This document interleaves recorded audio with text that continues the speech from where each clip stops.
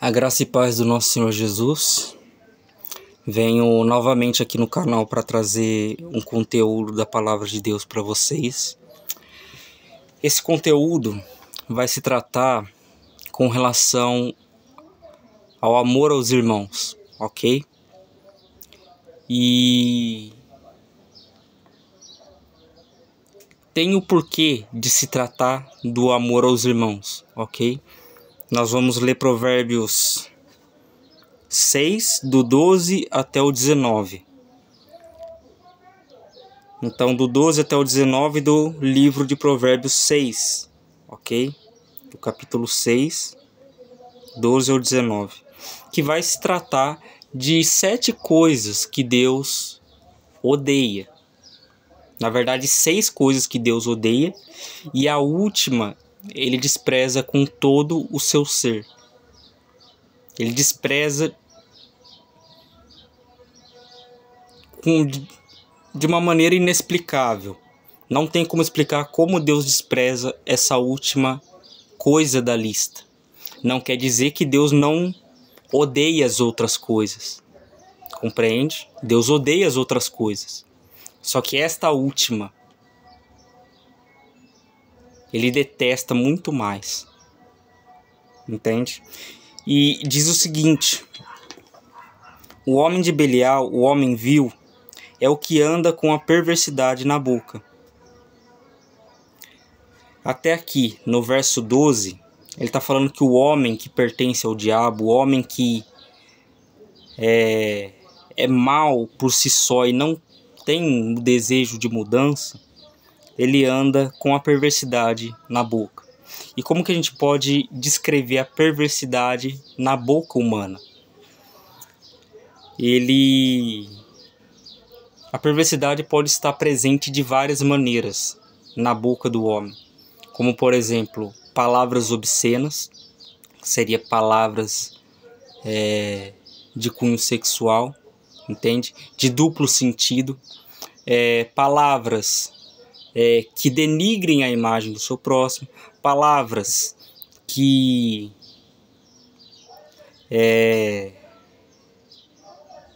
como eu posso dizer? Palavras que, às vezes, a perversidade nos lábios pode ser também descrita de uma outra maneira que as pessoas desconhecem, através da falsidade. A pessoa ela pode estar dando uma de amigo para você na sua frente, falando coisas bonitas, coisas atrativas e agradáveis para você, coisas que você realmente quer ouvir, mas que no fundo são coisas que te afastam de Deus, coisas que não te levam a um verdadeiro arrependimento, são coisas que te escravizam no pecado, entende? Coisas que inflam o seu ego para que você confie cada dia mais em você mesmo, entende? E o homem, quando confia em si mesmo, o homem obstinado no mal, em praticar o que é mal, e lembrando aqui, o pecado, na maioria das vezes, quando é algo escandaloso, algo que é mal, as pessoas percebem. Quando é um assassinato, quando é um homicídio, quando é um estupro, uma pedofilia. Essas coisas, as pessoas elas conseguem ver que é mal o tempo todo. E muitas delas não fazem. Mas e quando o mal vem mascarado de bem? E quando o mal vem dizendo coisas agradáveis a você? Entende? Quando o mal vem para encher a sua bola, para querer que você fique com um ego inflado. Entende? Que você tenha confiança em si mesmo, para que você continue pecando. Entende? E quando você está com o seu coração totalmente triste, você fala, poxa, eu estou entristecendo muito a Deus, eu estou me afastando do caminho de Deus, e de alguma maneira você tenta contar aos seus amigos isso que está acontecendo com você, esse sentimento de estar triste, de estar desagradando a Deus, e os seus amigos falam, nada a ver, não sei o que tem, continua na vida que você está, começa a dar um monte de desculpinha para você continuar no seu pecado. Às vezes porque você banca o rolê deles, às vezes porque você tá lá no meio e você banca tudo quando você sai com seus amigos. vai para uma balada, vai para isso, vai para aquilo, e você banca tudo. E você é ali usado como um objeto de barganha. Eles de fato não se interessam por você. Eles se interessam pelas coisas que você pode trazer a eles. É uma coisa que seus pais te alertam o tempo todo, mas você não ouve eles. Não é verdade? Então o que acontece? A perversidade está em todas essas ações. Entende? E Jesus diz o seguinte, no verso 13, né? Jesus, Deus, é a mesma pessoa, ok? Acena os olhos, arranha com os pés e faz sinais com os dedos. Quem faz isso? O homem de Belial, que ele está descrevendo aqui, o homem pertencente ao diabo. Quem está falando isso? O próprio Deus. Por que as pessoas criticam muito os cristãos, falando, mas essa é a sua opinião, não é a minha? Por que as pessoas realmente pensam dessa maneira? Porque eles acham que por estarmos falando a verdade que está neste livro, a verdade pertence a nós. Compreende? Como se nós fôssemos a verdade. Pelo contrário, Cristo disse que é a verdade. Ele disse que é o caminho, a verdade e a vida. Então, não tem essa de você achar que eu estou proferindo esta verdade como minha verdade. Não. Pelo contrário, é o que a palavra declara. Todos nós andávamos como ovelhas desgarradas. Todos nós pecamos e estávamos destituídos da glória de Deus. Mas a questão é, você vai querer permanecer nesse estado de destituição da glória de Deus? Tendo o Espírito Santo, tendo a graça, tendo a palavra da lei para nos guiar a Cristo, tendo a palavra dos profetas, tendo a palavra dos apóstolos e seu testemunho em vida, morrendo por amor a Cristo. Tendo o próprio Cristo crucificado. Você ainda quer permanecer num estado de trevas, num estado em que você está longe de Deus, abandonado da esperança da salvação, desprezado por Deus e pelos homens? Sim, porque Deus despreza aquele que anda na maldade.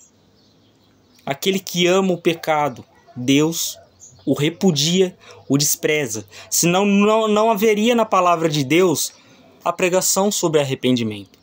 Não haveria necessidade de se arrepender se o homem não precisasse de nenhuma maneira de Cristo. Pelo contrário, não há arrependimento sem cruz, não há arrependimento sem Cristo. Ok? Então diz aqui no verso 14. No seu coração há perversidade.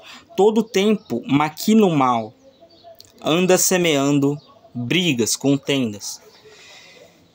E como que a gente vê que na maioria das vezes acontece na nossa sociedade uma briga, uma contenda?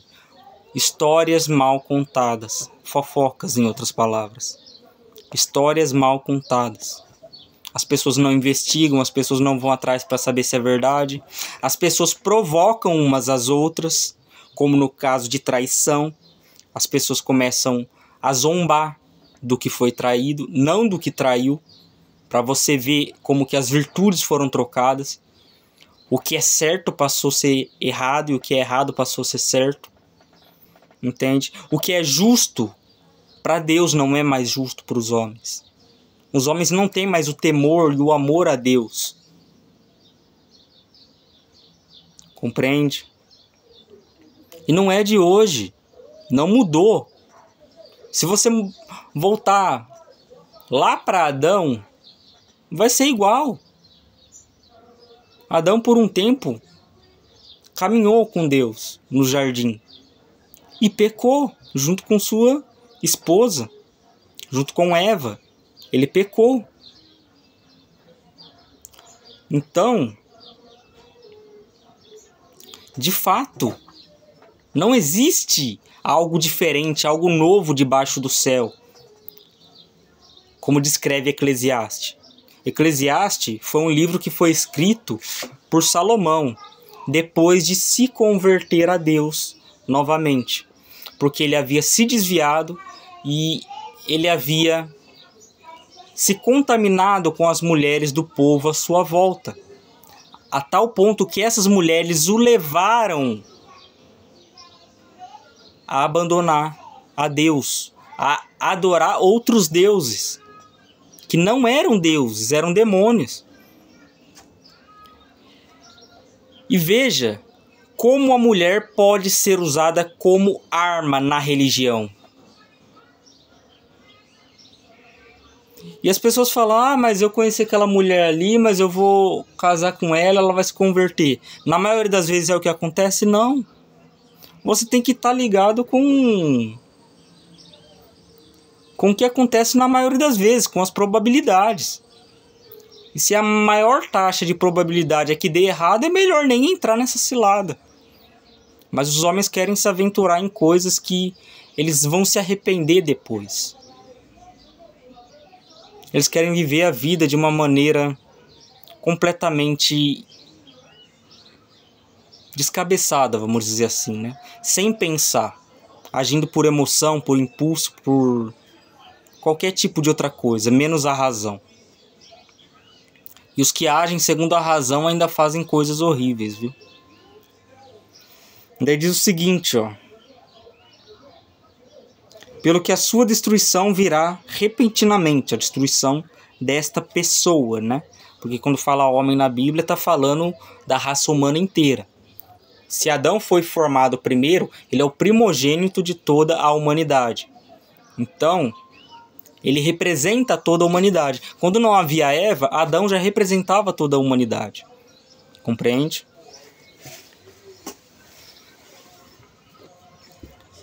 Daí diz o seguinte, ó. Pelo que sua destruição virá em breve, repentinamente, né? Subitamente será quebrantado, sem que haja cura. Será quebrantado, será quebrado, sem que haja cura. Você lembra daquela passagem do oleiro e do barro? Em Isaías? Não sei se foi Isaías ou Jeremias. Foi um desses dois. Está no capítulo 18, se não me engano, a passagem do oleiro e o barro. Fala que o oleiro é como se fosse Deus, né? Deus pede para esse profeta descer à casa do oleiro e ali ele observaria o ofício, o trabalho do oleiro. E Deus ali falaria com ele. E ele observou que quando o vaso se quebrava, enquanto o oleiro estava o construindo, ele pacientemente tornava a fazer o barro conforme ele queria. Conforme quem? Conforme o oleiro quer. Então, a palavra está para nos moldar do jeito que Deus quer. Ela não está para nos moldar da maneira que a gente quer. Senão a gente vai assumir a forma do que a gente realmente é. Um homem pecador, um homem mau, um homem perverso e afastado da presença de Deus, destituído da glória de Deus. Ok? Esse é o nosso estado natural. Se nós tentarmos praticar os mandamentos sem Cristo, o que vai acontecer? O mais ideal é formar homens religiosos e hipócritas igual os fariseus. Compreende? E a resposta para a falsa religião não é religião nenhuma. Compreende? Porque a religião é religar o homem com Deus, é conectar o homem a Deus novamente, as práticas da virtude cristã. Então, deixar de lado a religião não vai resolver nada. Pelo contrário, vai piorar a situação. Entende? O homem que se aprofundar cada vez mais no seu pecado, porque os outros pecam. O outro peca, então eu vou pecar também. O outro faz isso, então eu vou fazer isso também. Só vai o aprofundar. Entende? Não há exceções na palavra de Deus. Não é porque Davi adulterou que você tem que adulterar também. Não é porque Davi matou que você tem que matar também. Não é tudo que está na palavra de Deus, que os homens de Deus fizeram, que a palavra fala que eram homens de Deus, que você tem que fazer também. Homens de Deus fizeram coisas ruins, homens realmente de Deus. Como no caso do próprio Davi, que adulterou, matou e traiu a confiança de um próprio soldado seu, o matando, tirando a própria vida dele. Ok? Então, homens de Deus fizeram coisas horríveis. E a graça de Deus esteve sobre eles para os resgatar de volta a Deus. Eles permaneceram do jeito que estavam? Não. Mas a Bíblia não relata se tudo isso que Davi fez durou 1 dia, 2 dias, 3, um mês, 2 meses. Não relata quanto tempo durou isso. Podem ter sido anos de planejamento. Entende? De alguma maneira, quanto tempo o coração de Davi ficou fechado para Deus? A gente não sabe. Quando o coração de Davi se quebrantou? Quando Deus decidiu enviar o profeta Natã com palavras de sabedoria que o próprio Deus colocou na boca dele, falando de uma parábola, onde havia um homem que tinha um reino, grandes possessões, um homem muito rico, que tinha várias mulheres. E um homem pobre que só tinha uma mulher, que era Urias, né? Ele estava falando de Urias e sua esposa. Essa ovelha era a esposa dele. E esse homem teve sua ovelha tomada por esse outro homem que era rico, poderoso e que governava, que representava Davi. E foi tomada a sua única ovelha. E aquele homem pobre ficou sem a sua ovelha. Não sei se na parábola, não lembro com clareza, não sei se fala que esse homem foi morto também. Pode ser que fale, pode ser que não. Então não vou entrar nessa questão agora. Mas fala que a sua ovelha foi tomada, a sua esposa foi tomada, né? Isso em parábolas, obscuramente, para que Davi não percebesse a princípio, ok? E Deus, sabendo do coração justo de Davi, entende que Davi, ele sentenciaria, daria uma sentença correta, segundo o coração de Deus, porque Deus colocou essas palavras no coração de Davi, ainda que ele estivesse aprofundado em pecado.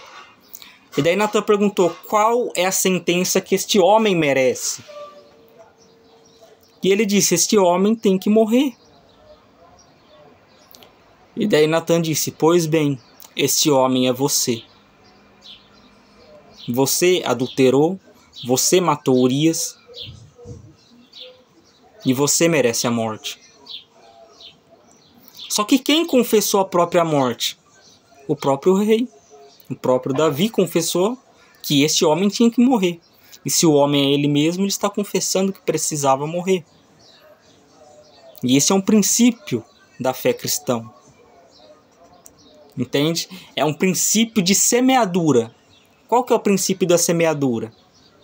Uma coisa tem que morrer para que outra coisa venha nascer através disso. Tanto que Jesus se referiu à sua própria morte dessa maneira: se o grão de trigo não cair na terra e morrer, fica ele só.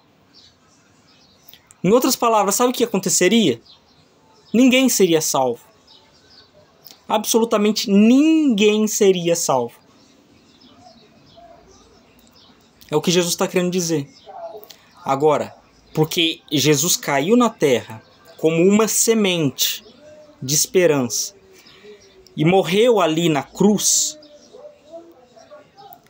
por causa desta morte, por causa desta ressurreição, temos esperança de salvação. Sim, porque aquele que não crê em ressurreição, está morta a sua esperança de salvação. Se o único que podia nos salvar foi vencido pela morte, então é impossível que o homem seja salvo. Mas se o único que nos podia salvar, um homem perfeito que andou na justiça de Deus, nos mandamentos de Deus e praticou a perfeição, a verdade, todos os dias de sua vida, em sua boca em nenhum momento se achou engano, aí sim há esperança de salvação. Esse é o princípio. E o que Davi tinha que fazer? Morrer para os seus pecados. Morrer para aquelas ações que ele tomou no passado, que endureceram seu coração ao longo do tempo, que o tornaram um homem frio, que tornaram um homem vazio de Deus. Ele deveria morrer. E o arrependimento é isso. É o seu coração morrendo. É você morrendo para si. Porque muitas das vezes um arrependimento verdadeiro tem derramamento de lágrimas, na maioria das vezes. Porque é um coração quebrantado, é um coração triste, angustiado. E que vai, a partir dali, gerar uma mudança, um gatilho de mudança na mente e no coração do homem. Então, a partir desse momento, o que diz? Ele não diz que este homem que faz todas essas coisas ruins, ele vai ser quebrantado para a salvação, a fim de que o seu coração se converta. Não! Ele está falando que vai ser quebrantado de uma maneira que não vai haver mais cura. Não vai haver mais oportunidade de salvação. Tá compreendendo? E o que existe na palavra do oleiro e barro? O homem, Deus constrói, molda o vaso e ele quebrava. Essa é a palavra do oleiro e o barro. Deus torna novamente a dar forma ao homem, ao barro, e ele quebra de novo. Tenta de novo e ele quebra. Tenta de novo e ele quebra. Tenta de novo e ele quebra.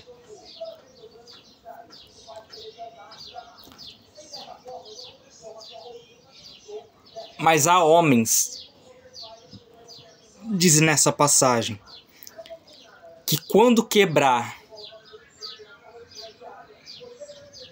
Deus não vai restaurar. Existem homens que não vai se quebrar na mão de Deus. E Deus vai reconstruir. Existem homens que estão inteiros. São um vaso inteiro. Não se quebram no processo, porque nem sequer passam por ele. É um vaso que o próprio Deus destrói. É um vaso que quando o oleiro está bravo, irado, ele mesmo destrói e não volta a mais fazer. Então nós temos que nos atentar a isso. A ira de Deus, o castigo de Deus, a mão de Deus paira sobre o mundo. Para uns é para justificação e salvação. Para outros, dureza de espírito, dureza de coração e condenação justa e eterna.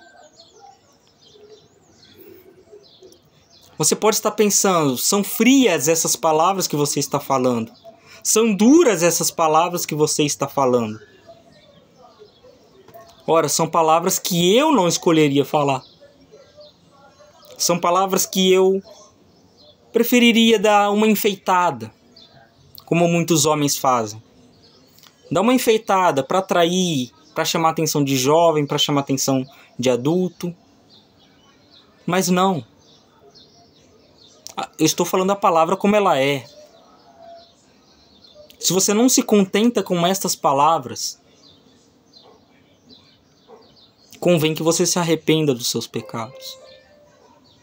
A palavra de Deus é a verdade. Não acrescente um pensamento mentiroso seu nela. E não diga que ela é o que você acha que é. ok? Nem as pessoas menos estudadas na palavra de Deus, que são piedosas e que andam na palavra de Deus, têm por ousadia acrescentar o seu pensamento. Não precisa ser um teólogo, uma pessoa muito estudada para não acrescentar o pensamento na palavra de Deus. Não. Não precisa ser um Moisés para fazer isso. Não precisa ser um Elias para fazer isso. Basta você ter um coração verdadeiro e sincero, de não querer adulterar a palavra de Deus, de não querer mudar a palavra de Deus, ok? E basta você também ser humilde para reconhecer que você precisa reaprender as coisas que estão na palavra de Deus. Que algumas coisas que você talvez pense possa estar errada. Ok? Diz o seguinte, ó. Será quebrantado esse homem e não terá mais cura.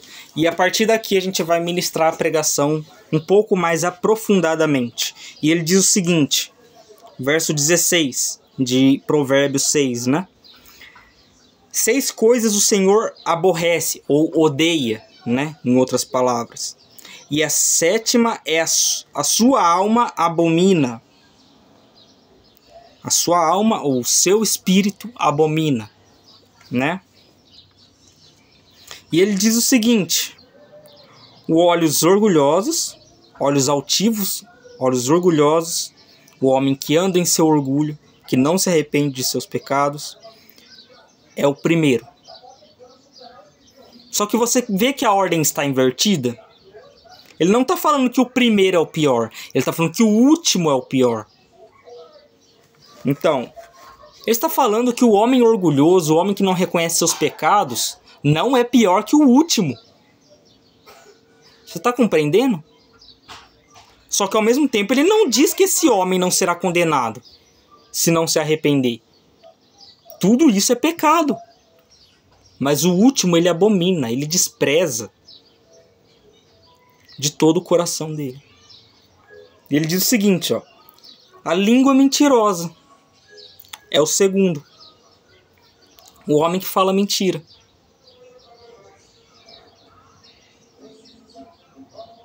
E diz o seguinte: as mãos que derramam sangue inocente, o assassino. O assassino é aquele que derrama sangue inocente. Poxa, daí você para pensar. O último é pior do que um assassino? Poxa, o que esse último fez para ser tão pior do que um assassino? Entende? Porque no assassinato você pode envolver serial killers, você pode envolver vários tipos de outras práticas, como a necrofilia, que é o sexo com mortos. Coisas horrendas nessa prática de assassinato.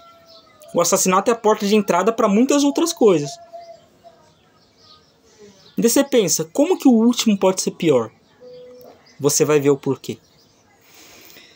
Coração que trama projetos iníquos, projetos perversos. O coração do homem que trama o mal, né?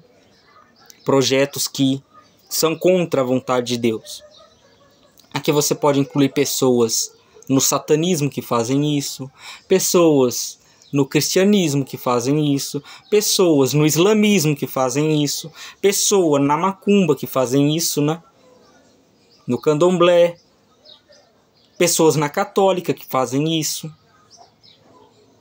Porque por todos os lados que você olhar vai ter escândalo. Não só numa religião, mas em todas as religiões vai ter escândalo. Compreende? Mas o porquê que só na religião cristã, só na religião judaico-cristã, é que há tanta perseguição com relação aos escândalos? Não estou dizendo que escândalo não é algo ruim, ok? Tanto que a palavra de Deus fala. É normal que venham os escândalos. Mas ai daquele homem por qual vem o escândalo. Por isso ele fala: ai daquele homem por qual vem o escândalo. Por quê? Porque se for um homem que conheceu verdadeiramente a Deus, teve um verdadeiro encontro com Deus, está caminhando com Deus, o escândalo dele é maior. Querendo ou não, as outras religiões negam sistematicamente a Cristo. Mas todas elas, todos esses homens, no fundo dos seus corações, sabem que estão errados. Por orgulho, para não se envergonhar na frente dos outros, para não passar vergonha, não confessam que estão errados. E o que a palavra de Deus diz? Que o homem ele tem que se envergonhar. O homem, a vergonha é uma das coisas que mais faz o homem se arrepender. Eu fui humilhado. Eu estava errado.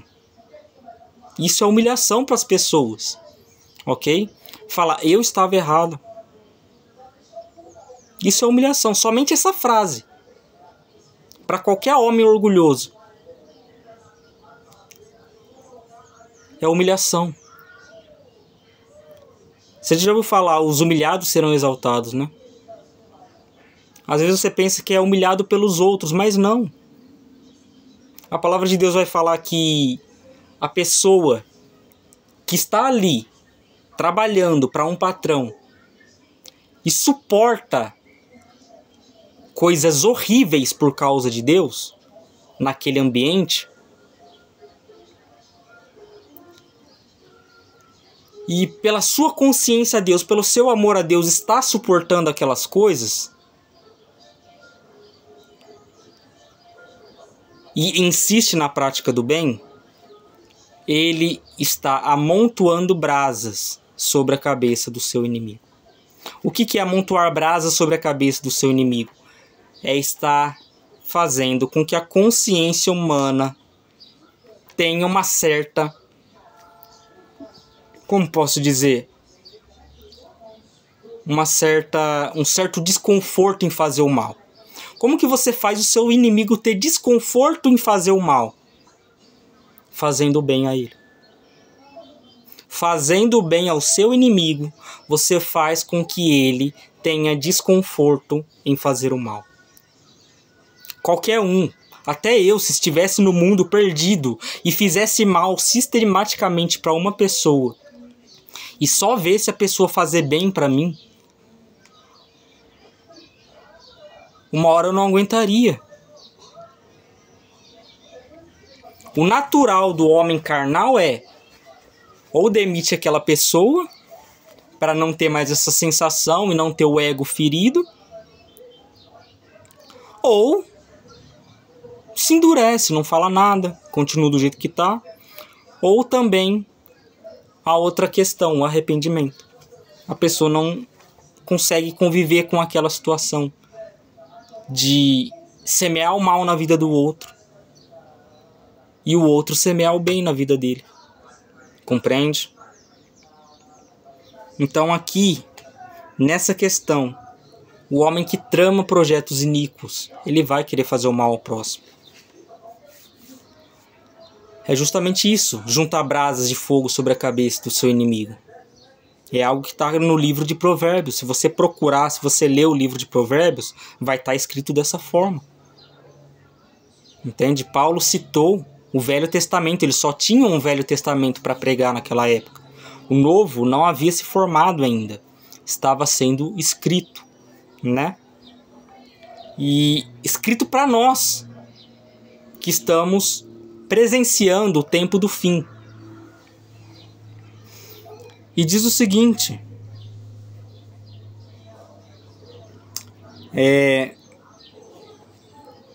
a outra coisa que Deus odeia é os pés que se apressam a correr para o mal. O homem que se apressa em fazer o mal, que todo tempo faz o mal. E quando está no serviço, quando está em casa ou quando está em qualquer lugar, ele tem o sentimento de que ele precisa pecar mais. Então, é o homem ansioso. Por exemplo, quando eu trabalhava e eu gostava bastante de jogar videogame, até hoje eu gosto, né? Mas agora com filho a situação mudou. Mas a questão é, às vezes eu tava na escola, eu ficava ansioso para sair dela para poder jogar em casa. Era pecado jogar? Não, não era. Compreende? Mas é claro, tem muitas coisas que a gente tem que relevar, Relevar não, eu falo, tem muitas coisas que a gente tem que deixar de lado. Às vezes a gente tem que perceber que tem jogos que não são para nós. Compreende? E o que acontece? Dessa mesma maneira que eu ficava ansioso para sair do serviço ou da escola para poder jogar videogame, muitos homens ficam ansiosos para fazer o mal. Eu estou ansioso para sair daqui porque hoje eu e meu parceiro vamos roubar em algum lugar. Compreende? Eu estou ansioso para sair daqui porque depois daqui eu vou lá na balada lá, vou pegar vários, eu vou beber mesmo. Compreende? O quão mal é isso? O quanto os anseios humanos sempre levam o homem ao mal, sempre leva a uma natureza decaída, a se entregar a essa natureza decaída. E diz o seguinte, a penúltima coisa que Deus odeia antes dele falar o que ele abomina: a testemunha falsa que profere mentiras. Imagine um tribunal. Você está diante de um juiz, injustamente. Acusaram você de assassinar alguém, por exemplo. Só que a própria pessoa que te acusou está ligada com quem cometeu o crime. E está mentindo, falando que você matou. Porque você estava presente e você viu o que eles fizeram. Eles não escolheram te matar, mas escolheram levar você a tribunal.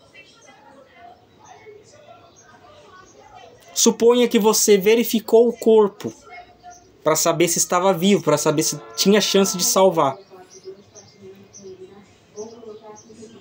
Imagine que eles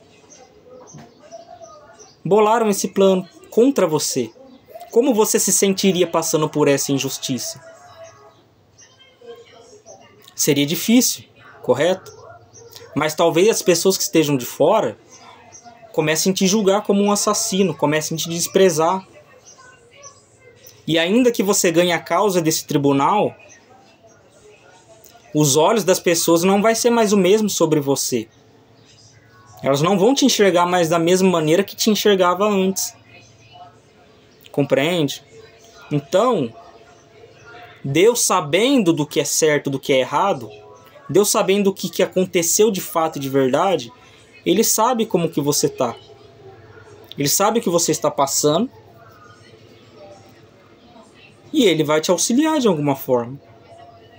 A justiça de Deus não demora. É no tempo dele. Mas não demora. Compreende? A justiça de Deus está sendo executada a galope nesses últimos tempos. Os homens maus não estão ficando sem punição. O problema é que nós queremos ver a punição. Muitas das vezes nós não vamos ver mesmo. E é capaz de antes a gente morrer e a pessoa que assassinou, que matou, continue viva. Entende? Essa é a sensação que fica de injustiça no mundo de hoje. Mas o último é uma coisa que Deus considera pior do que todas essas outras, sem descartar que essas outras também são pecados. E Deus diz: qual que é a coisa pior que Ele abomina com todo o seu ser? O que semeia contendas, brigas, discussões entre os irmãos. O que faz um irmão brigar com o outro. E você consegue perceber o seguinte, que não é só no meio cristão que existe irmão que faz o outro irmão brigar com o outro. Porque as pessoas no mundo lá podem inventar fofoquinhas para querer ver a gente brigar também. Compreende? Então as pessoas do mundo também participam desse pecado. Participam e muito até. Porque são elas que sempre estão atrás da nossa vida, caçando coisas erradas na nossa vida para falar de nós, para falar mal de nós, para ter prazer na rodinha de amigos de falar mal de nós. E nós, como cristãos, o que devemos fazer? A palavra de Deus diz: bem-aventurados os pacificadores, porque eles herdarão o reino dos céus.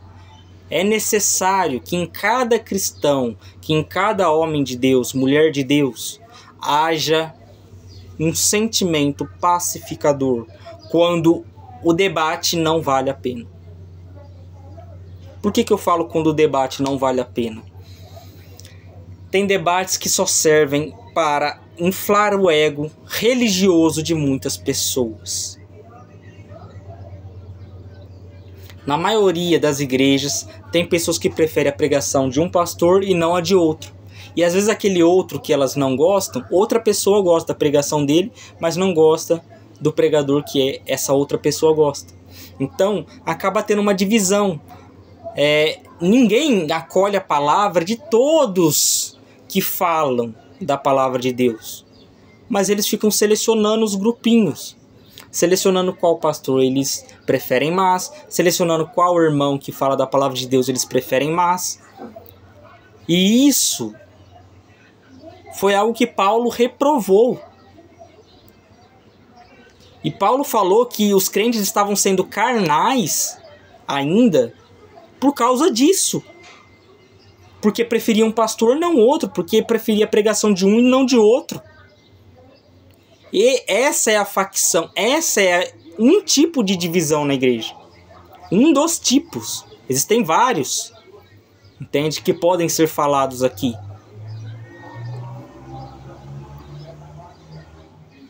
E diz o seguinte, ó. O que semeia contendas entre irmãos. Ele não fala o irmão que semeia contenda entre irmãos. Não, ele fala o que semeia contendas.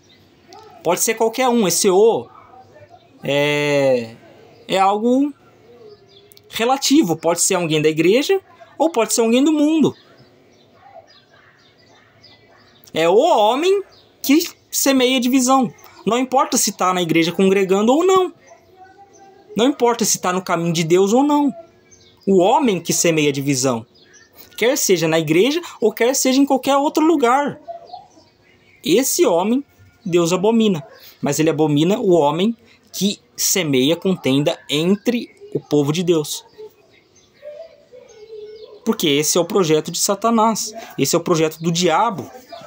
Esse é o projeto do anticristo, embora o homem anticristo, ele não se considere, ele não se chame por esse nome.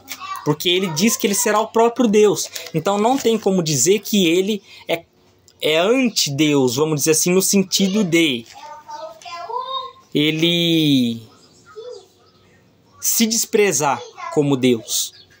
Entende? Então o que acontece? Ele é contra Cristo. A Bíblia fala que ele é o anticristo. Só que o anticristo não segue a Bíblia. Entende? O anticristo não vai seguir a Bíblia. E é capaz de que ele nem ache que é o anticristo. Ele faça as coisas achando que ele nem é. Mas ele vai falar que ele vai usar de artimanhas, falando que ele é o Jesus dos cristãos e ele é o Messias dos judeus. Que alguns judeus que não são messiânicos, que não acreditam em Jesus, vão crer nele como sendo o Messias deles. Entende? Não vão crer em Jesus, vão crer nele. E o que vai acontecer? Este homem vai atrair a adoração, entre aspas, de Deus para si.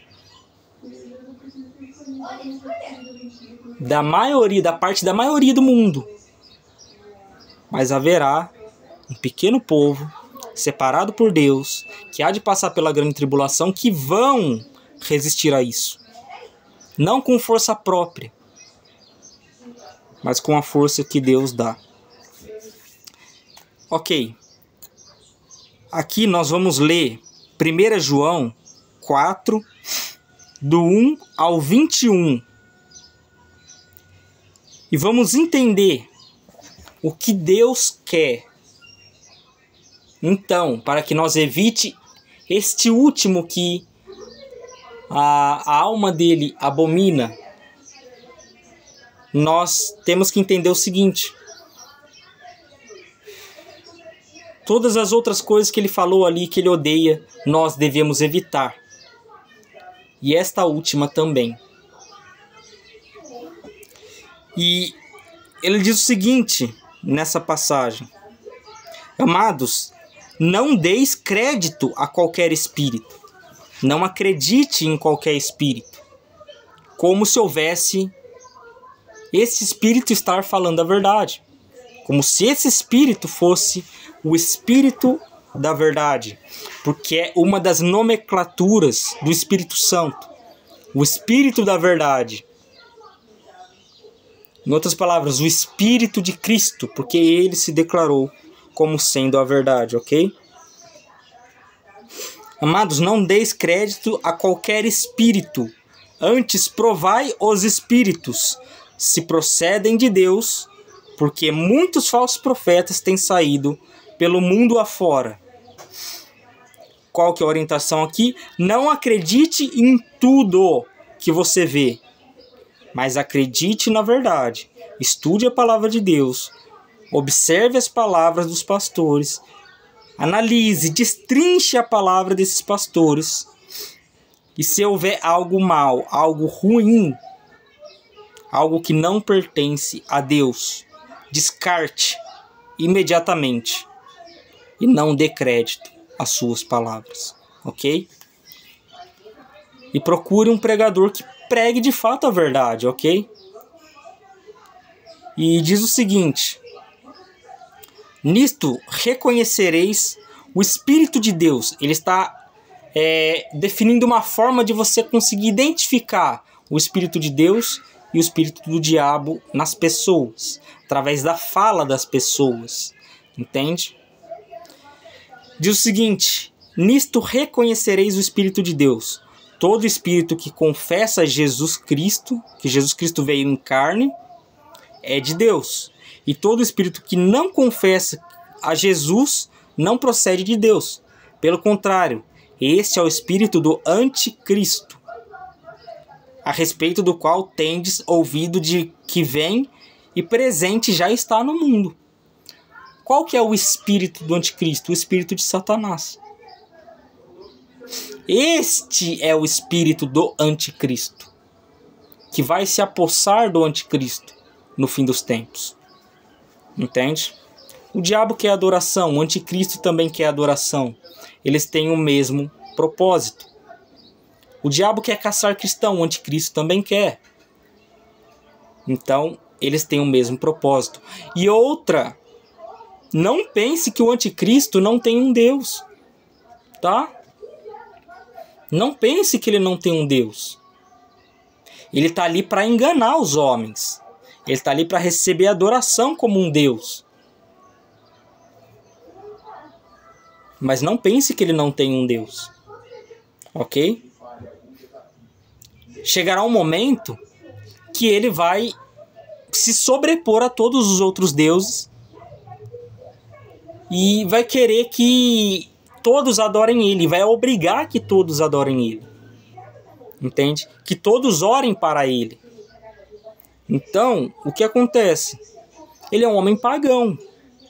Ele é um homem que, na descrição de Daniel, em muitas passagens, vai relatar ele fazendo sacrifícios, ele consultando seus deuses.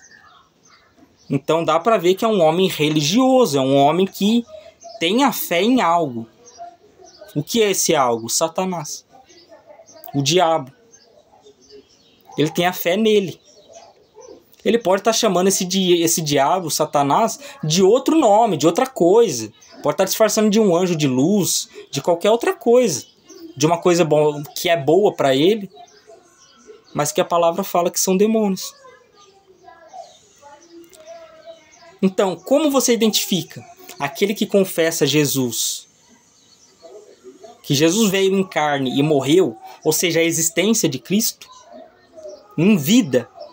Por que a existência de Cristo em vida é tão importante? As pessoas acham, mas não provar a existência de Cristo em vida na verdade, não mudaria o fato de Deus ser Deus. Concordo. Não mudaria o fato disto. Entende? Mas a questão é que o testemunho de Cristo em vida nos traz esperança. É porque eu falei para vocês, se não tem provas que Cristo ressuscitou, se ninguém na história teve provas que Cristo ressuscitou, quer seja os discípulos ou qualquer outra pessoa, não tem como você ter esperança no mundo completamente destruído, no mundo destruído moralmente. Para alguns gregos, o fim dos tempos ele seria marcado pela decadência moral, pela decadência da sabedoria moral.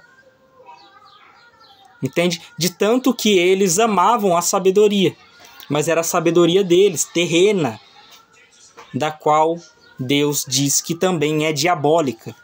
Ok? Ele diz: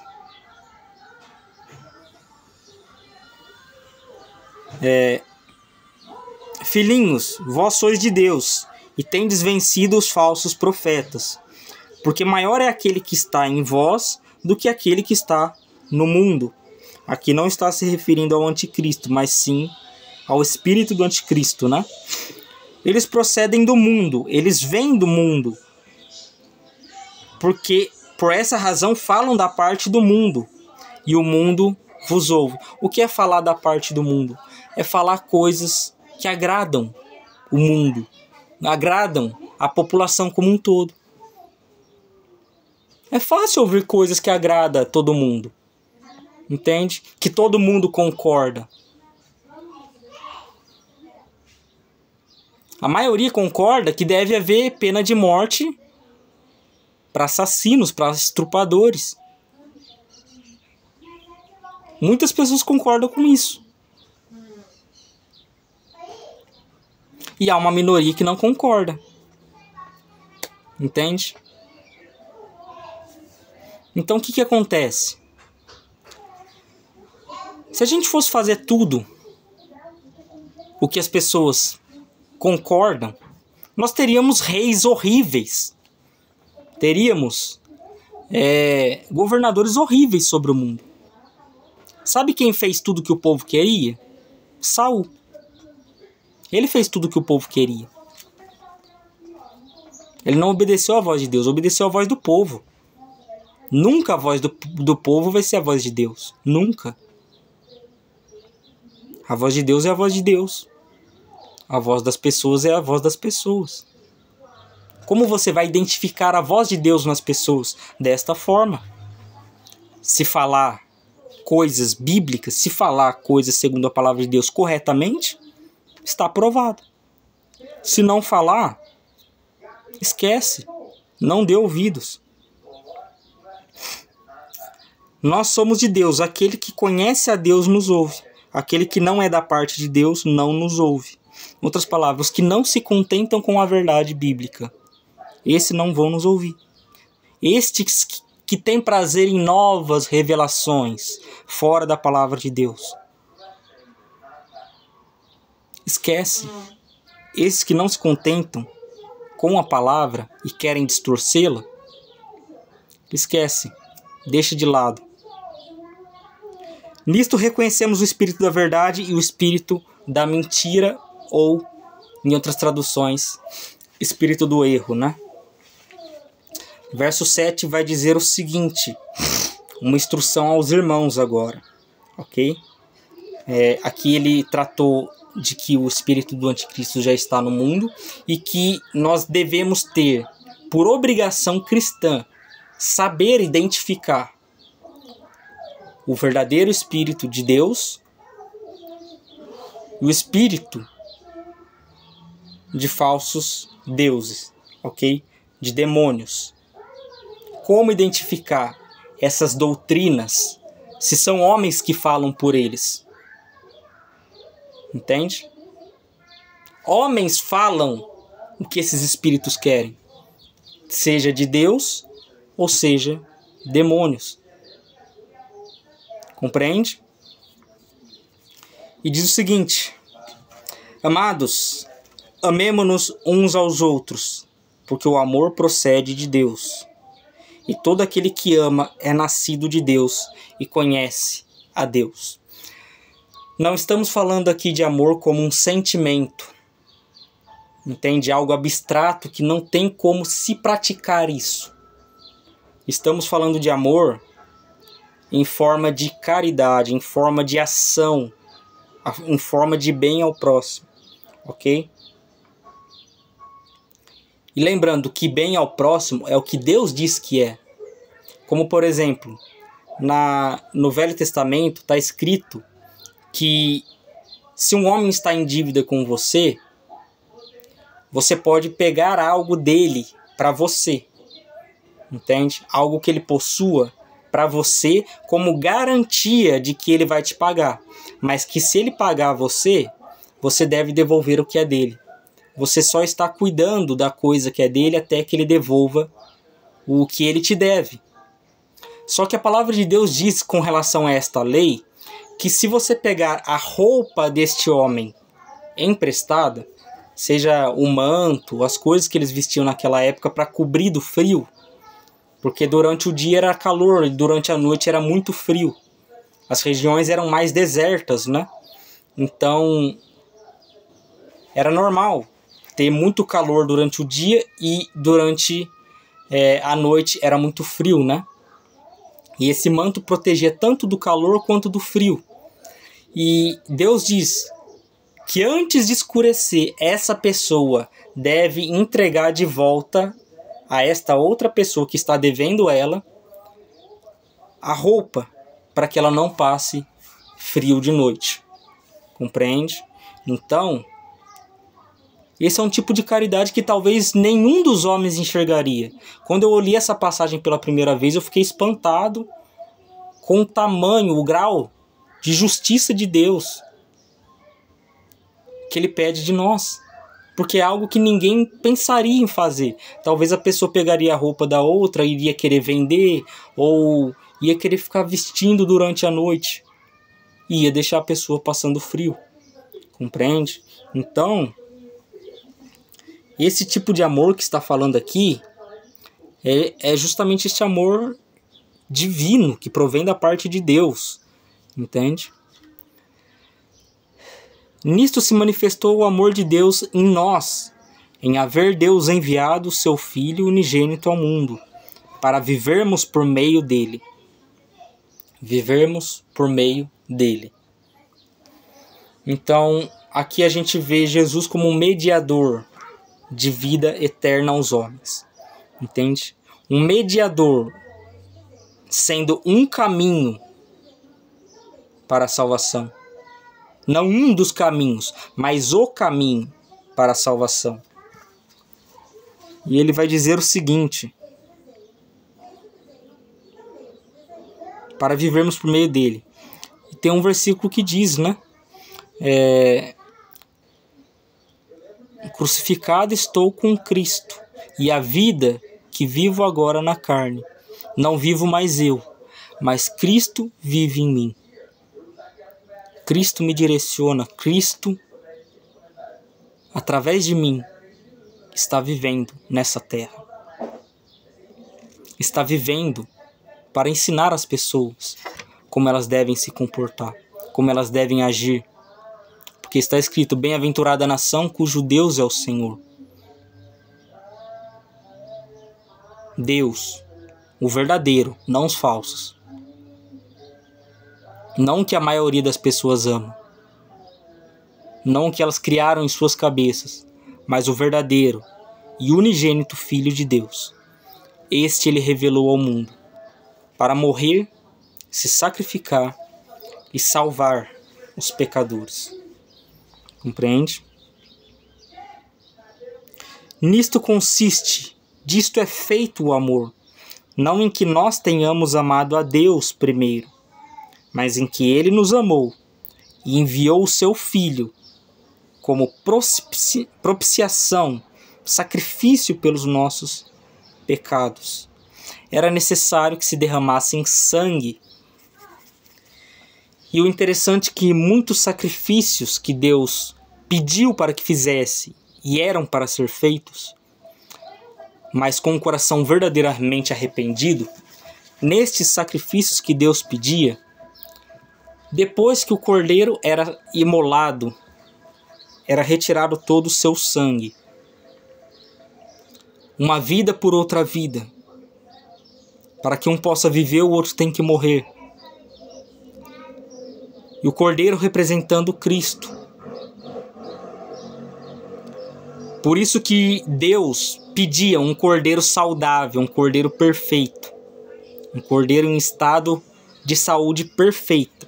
E o melhor dos cordeiros que tivesse, não o pior. E o que acontece? Por que disto? Porque se o cordeiro ali representa Jesus Cristo, trazer um sacrifício de um animal coxo, manco, um animal doente, era como profanar o sacrifício. Era como profanar a Cristo. Era como dizer que Deus é imperfeito. Era como blasfemar para Deus. Entende? Então, e qual que era o costume de povos pagãos? Eles traziam porco diante do altar de Deus. Eles traziam porco nos templos de Jerusalém para sacrificar porco ali. Animal que Deus não prescreveu, querendo manchar a honra de Deus. E esses homens colheram as consequências. Onde estão eles nos dias de hoje? Onde estarão eles após o juízo final? Após o julgamento final? Nós sabemos onde eles vão estar. A resposta é bem clara, você já sabe. Amados, se Deus de tal maneira nos amou, devemos nós também amar uns aos outros. Aqui ele está falando de irmão para irmão, ok? Nós devemos amar uns aos outros de tal maneira que Deus nos amou. Entende? Ele diz o seguinte: ninguém jamais viu a Deus. Se amarmos uns aos outros, Deus permanece em nós, e o seu amor é em nós. Nós todos, como um todo, como corpo, como igreja, aperfeiçoado. O amor de Deus é aperfeiçoado em nós, se nós nos dedicarmos a amar uns aos outros. Daí diz: nisto conhecemos que permanecemos nele e ele em nós, em que nos deu o seu Espírito. Nisto que? Nesta prática. Desse jeito, reconhecemos que de fato Deus mora em nós. Por quê? Porque o amor que Ele nos pediu, nos ordenou, nos mandou que tivéssemos, está sendo cumprido através de nós, mediante a ação do Espírito Santo em nós. E diz: e nós temos visto e testemunhamos que o Pai enviou seu Filho como Salvador do mundo. Aquele que confessar que Jesus é o Filho de Deus, Deus permanece nele e ele em Deus. Como que a gente consegue descrever esse confessar Jesus. Entende? Que Jesus é o Filho de Deus. No mundo tem muitas religiões.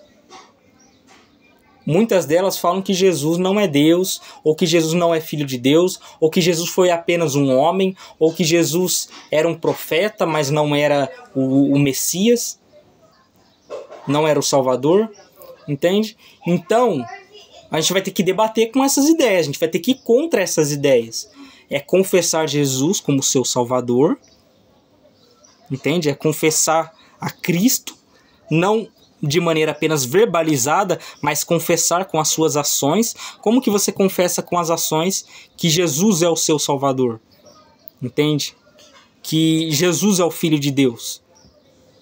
Amando o próximo, amando aos seus irmãos também. Tanto que, olha o que Jesus diz. Que se nós amarmos uns aos outros, todos conhecerão que somos discípulos dele. E nisto conhecerão todos que sois meus discípulos, se tiverdes amor uns aos outros. Isso é, de irmão para irmão. Isso é um grande testemunho lá fora. Um grande testemunho lá fora não é só a gente se dar bem na igreja, durante um período pequeno, de no máximo 2 horas de culto. É nós nos darmos bem lá fora. É não acreditarmos na calúnia de muitos deles que tentam trazer divisão para o nosso meio. Compreende? E não acreditarmos em mentiras inventadas por falsos crentes a respeito, quer seja de nossa vida ou da vida de outros. Se uma pessoa está trazendo uma coisa negativa, está falando negativamente, trazendo uma fofoca para você da vida de outra pessoa que você conhece, é clara a intenção dela, de que ela quer que você brigue com a outra pessoa. A intenção é clara. Se você não quer briga, você também não fofoca. Compreende? Não, é assim que funciona. A mente humana não funciona de outra forma. Se você quer briga, você quer fofoca primeiro. Você fofoca da vida da outra. Você sabe que as pessoas talvez não se gostem. E você geralmente vem trazendo.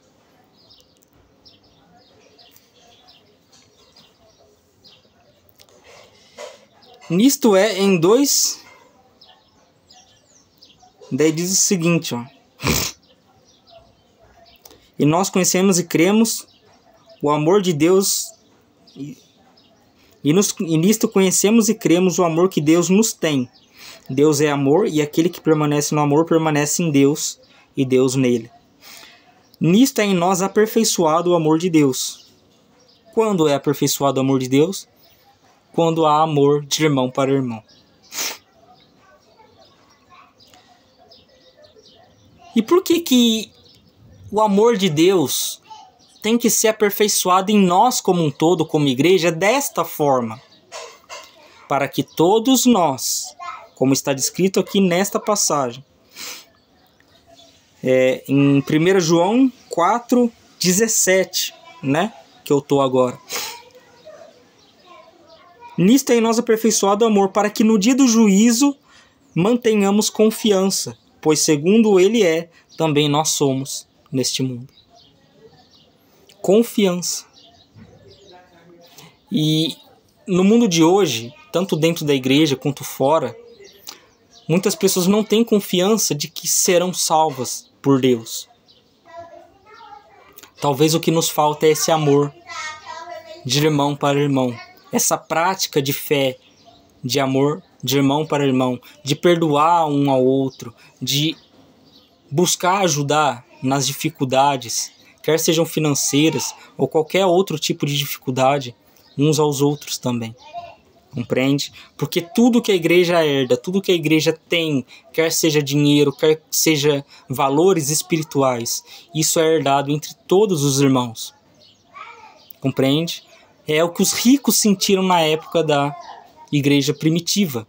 Eles se fizeram pobres para que todos pudessem ter a mesma condição. Compreende? Isso foi voluntário, ninguém falou para eles, vai lá e faz isso. Quem tocou no coração deles? O próprio Espírito de Deus, dando uma pequena amostra do que é um verdadeiro amor cristão. Porque pessoas que abriram mão do que muitas pessoas idolatram por aí, que é o dinheiro. Pessoas que abriram mão de tudo que tinham, tudo que possuíam, por amor de todos na igreja, das pessoas como um todo na igreja. E diz: mantenhamos confiança, pois segundo Ele é, também nós somos neste mundo. No amor não existe medo. Antes, o perfeito amor lança fora o medo. Ora, o medo produz tormento. Logo, aquele que teme não é aperfeiçoado no amor.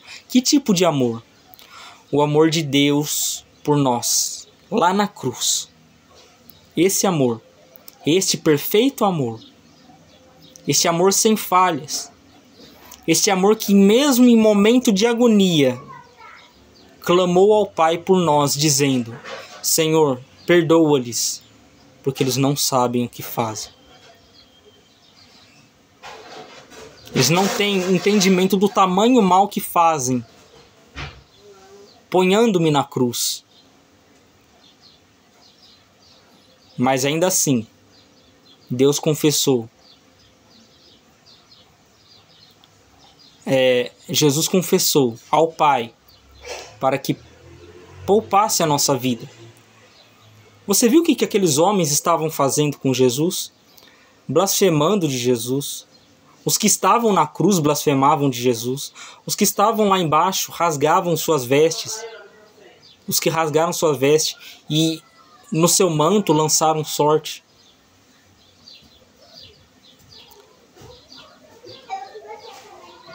Os que mandavam ele descer da cruz como um sinal de que ele era o Messias. Pessoas zombando, pessoas escarneando. E ele lá agonizando na cruz por nós.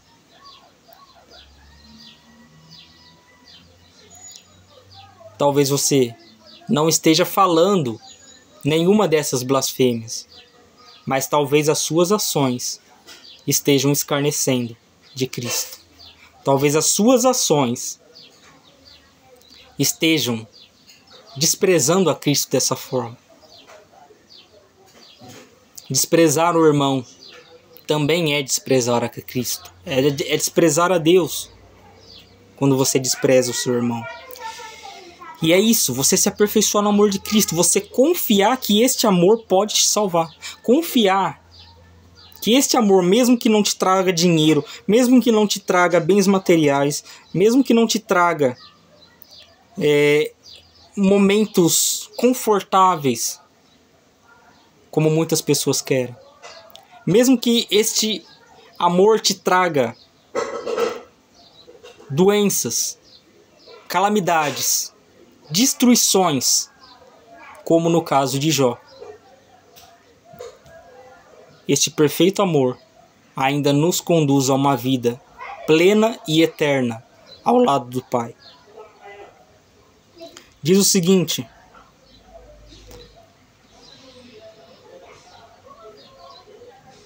nós amamos porque Ele nos amou primeiro. Qual que é a raiz do amor cristão? A raiz do amor cristão é: Cristo morreu por mim, eu também devo morrer por você.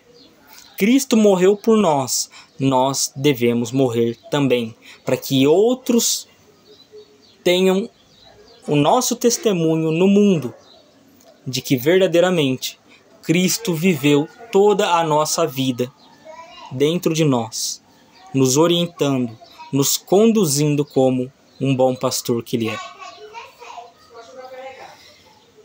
E diz no verso 20: se alguém disser amo a Deus e odiar a seu irmão, é mentiroso. Pois aquele que não ama seu irmão, a quem não vê, não pode amar a Deus, aquele que ama seu irmão, a quem pode ver, não pode amar a Deus, a quem não vê.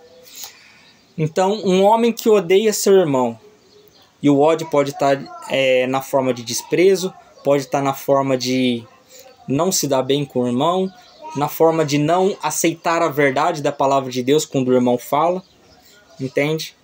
Na forma de julgamento, em vários tipos de forma. Porque a palavra de Deus orienta também: não julgueis segundo a aparência, mas julgai segundo a reta justiça. Ok? Então vocês devem estar pensando: mas você, enquanto fala um versículo, consegue lembrar de outro. Sim e não. Sim e não. Porque a palavra de Deus diz que o Espírito Santo, Jesus falando para os discípulos, o Espírito Santo, quando vier, o Espírito da verdade, do qual vier da parte do Pai, ele vos fará lembrar as coisas que vos tenho dito, e vos há de anunciar coisas novas. Que coisas novas é essa? A revelação do tempo do fim. Tanto que este Espírito revelou a João as profecias do tempo do fim. E João viu todas aquelas coisas e pôde relatar, porque o Espírito Santo não permitiu que ele morresse, para que morresse matado, né, vamos dizer assim, né, morresse assassinado, para que nós pudéssemos ter essa revelação. E diz o seguinte: ora, temos da parte de Deus, dele, este mandamento: aquele que ame a Deus, ame também a seu irmão.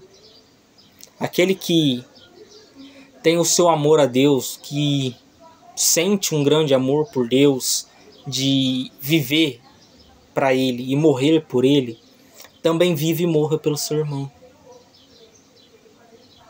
Não para satisfazer os desejos carnais no seu irmão, antes combatendo eles, mas viver a fim de que seu irmão alcance a salvação.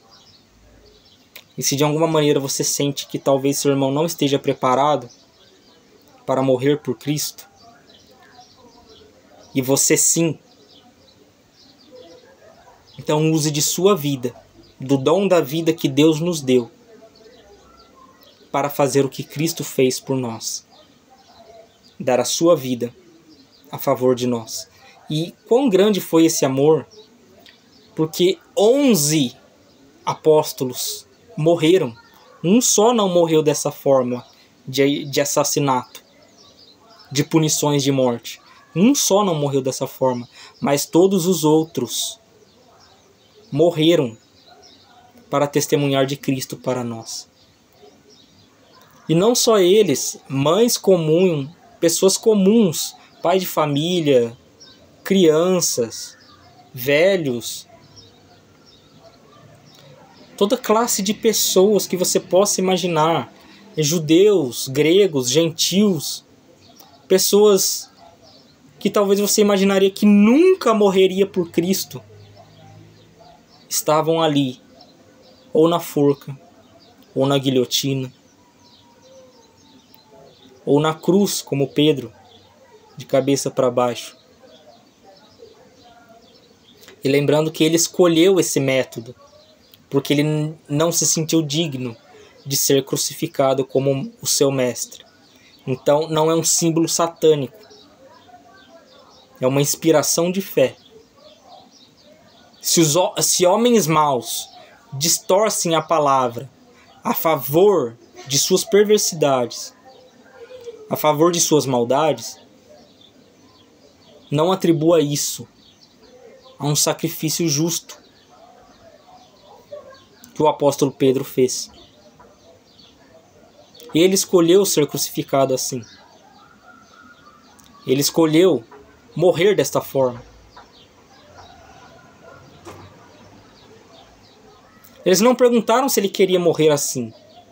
Eles queriam apenas crucificar.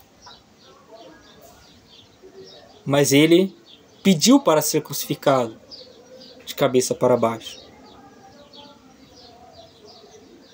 Então, você vê o tempo todo o mundo denegrindo a imagem da palavra de Deus, denegrindo a honra da palavra de Deus. É passeata gay, é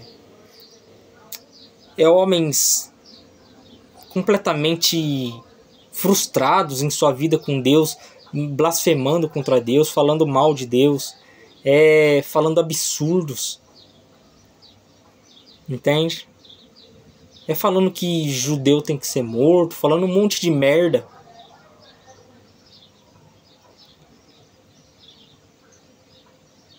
Isto é o que a alma de Deus abomina. Aquele que odeia, que semeia contenda entre irmãos, grande e abominável é para o Senhor. Reflita no dia de hoje. Pensa muito bem no dia de hoje. Analisa cuidadosamente as suas ações, as suas falas. Tenha o conhecimento de Deus e a sabedoria de Deus para agir e para falar. Duvide o tempo todo de seu coração. E acredite em Deus para te guiar nessa jornada. Será uma jornada longa, não será nada fácil. Ninguém sabe os sofrimentos que nos aguardam. Mas enquanto vive, ame a seus irmãos. Ame também a Cristo. E ame o mundo como Ele nos amou. Porque ainda existem muitas pessoas perdidas no mundo que necessitam ser convertidas e salvas. Existem pessoas que futuramente serão irmãos nossos na fé, verdadeiros irmãos, que estão aí fora, perdidos, angustiados, sem saber o que fazer, sem esperança de salvação, como antes eu e você estávamos.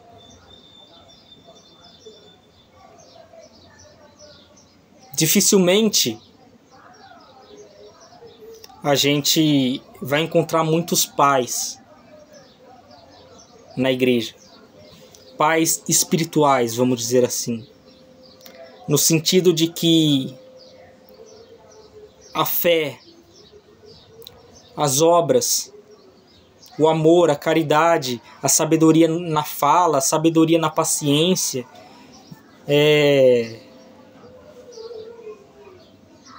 fale tão alto como um conselho de um pai. Tanto que a palavra de Deus fala, nós podemos ter até muitos mestres no meio de nós, mas temos poucos pais espirituais. Quem consegue achar um pai espiritualmente falando, entende? Tem muita sorte. Tem muita sorte. Eu considero o apóstolo João como um desses pais.